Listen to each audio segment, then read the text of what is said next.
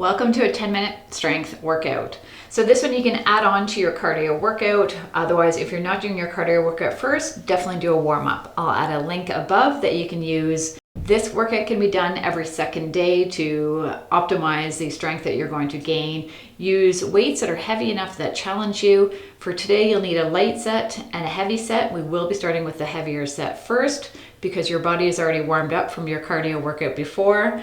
Have a chair handy because you will need it for one of the exercises unless you wish to do push-ups on the floor. I'm going to give some easier versions for an exercise and harder, so this can work for a lot of different people depending on where you're at. I think that is about it. Let's get started.